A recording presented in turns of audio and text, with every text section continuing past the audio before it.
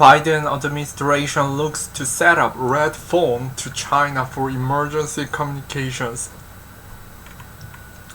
Washington CNN, the Biden administration is examining the possibility of setting up an emergency hotline with the Chinese government similar to the so-called red phone established between the US and the Soviet Union during Cold War, which allowed for direct communication with the Kremlin as a way to avert nuclear war. While the concept is still in its infancy and has yet to be formally raised with the Chinese, the Biden administration wants to develop a rapid communication tool that could be folded into a broader effort to reduce the risk of conflict between the US and China. According to the US official and another source familiar with the early conversations about the device, the hotline to Beijing would let President Joe Biden or top officials on his national security team immediately send encrypted phone calls or messages to President Xi Jinping or those around him, according to the two sources. For example, urgent information could be shared about sudden military movement or warning messages sent about cyber hacks. The idea of setting up a hotline with Beijing dates back to at least the Obama administration, though the concept wasn't codified into a classified national security memo until the 5 year of the Trump administration, according to a source familiar with the memo. Biden administration officials have continued to pursue the idea, sources said, but there remain numerous details to work out, including whether the Chinese would even agree to use the device.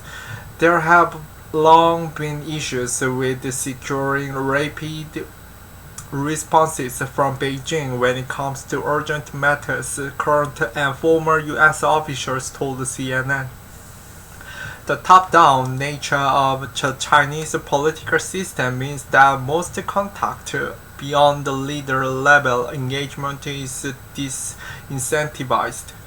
The similar hotline to China already exists at the Pentagon and is supposed to be used exclusively for military matters but rarely is.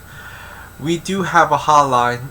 It not to have the couple of times we've used it, just rang in an empty room for hours, open hours, said Curtis Campbell, the senior National Security Council Indo-Pacific coordinator, earlier this year during a conversation with about US-China diplomacy and Taiwan. The issues with the current system coupled with China's increasingly offensive military have led to mounting concerns among US national security officials about the potential of miscalculation with China and the feeling that more needs to be done to increase communication.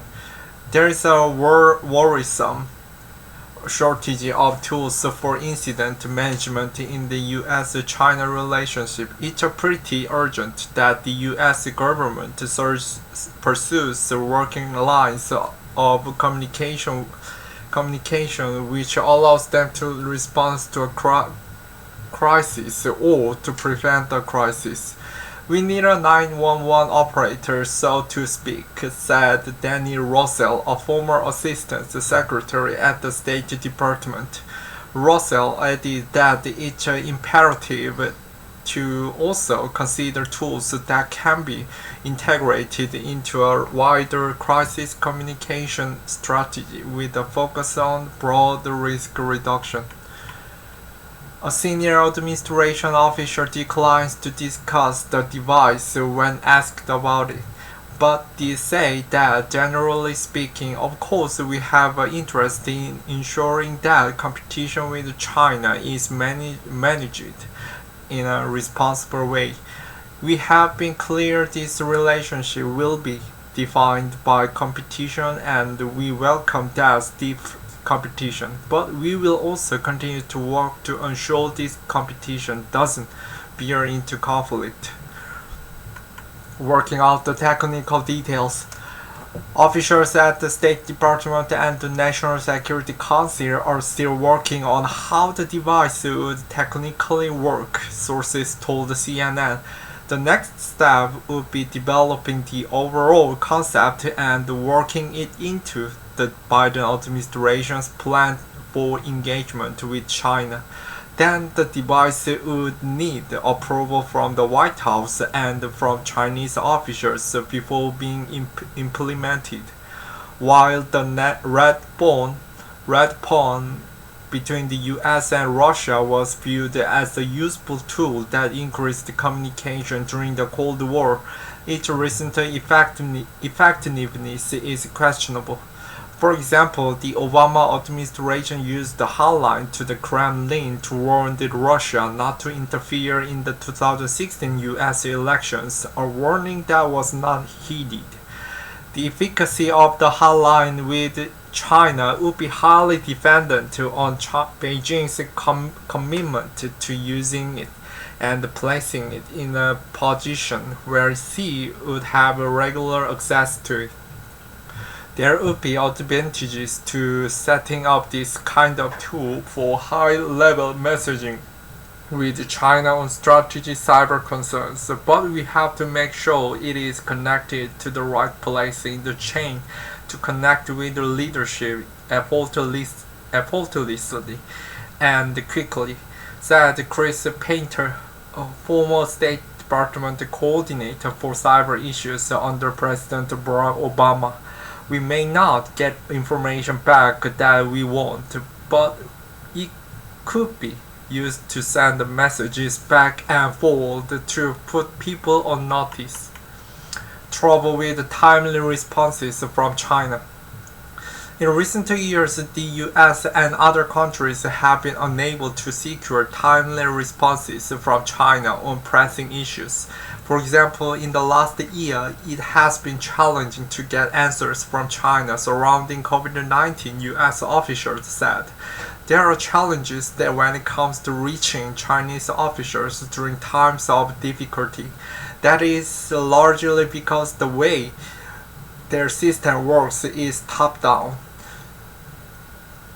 During the early days of the COVID-19 outbreak, we often did not get any response to critical questions, said a former US official who served in Beijing.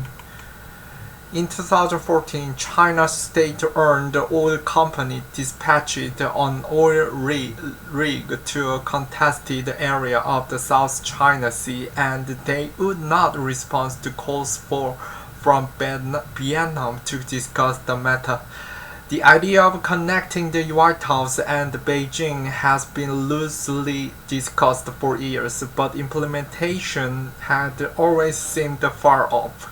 We discussed the idea of the cyber messaging system with Chinese officials during the Obama administration. It was brought up in the context of cyber discussions, but we did not make much progress. It was not clear where it was going to be placed in China, and China did not have the same history of confidence building measures with the US that Russia did, so they viewed it in a more suspicious way, said Painter. But I think now they understand more about how it could be used. It is not a silver bullet, by any means, but it does give you a usable tool. On the whole, the Biden administration has said it plans to keep open lines of communication with China, though the early encounters have been tense.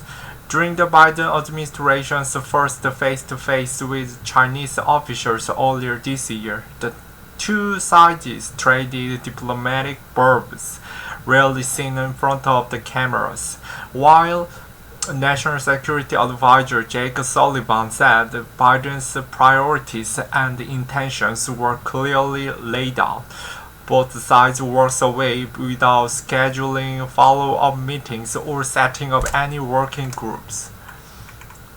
When asked about the future meeting between Biden and Xi, the White House has not given any details.